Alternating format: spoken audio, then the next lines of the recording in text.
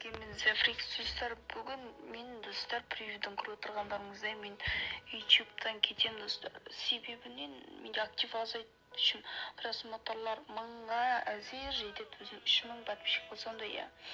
Енді каналға тіркеліп жатқандарға рахмет, енді осы уақытқа дейін нормально көтеріп келатқандарыңа рахмет. Енді бірақ көбі негізінен лайк баспайды, себебі мені видео түсіргенді қаламайды. Монтажға 2 сағатымды кетірем, тіпті көп уақытымды кетірем, бірақ та лайк өте аз. Мені қанағаттандыра алмайды ол лайктар. Енді білмеймін достар, сендерге рахмет, каналыма тіркеліп лайк басып отқандарыңа. Енді білмеймін, енді отписка ма, дизлайк па, өздерің білеріңдер. Басқыларың келсе баса беріңдер. Енді бәрібір YouTube'дан видео шықпайды. Енді сіздер сендермен бірге мен Зефрикс деген видеолар шықпайды достар, иә. Өте өкінішті ма, или сендерге қуанта ма, білмеймін. Хейтерлерге қуантатын шығар, Аллаға кетті әйтеуір деп. Енді сол, енді аман болыңдар, сау болыңдар. Келесі кездескенше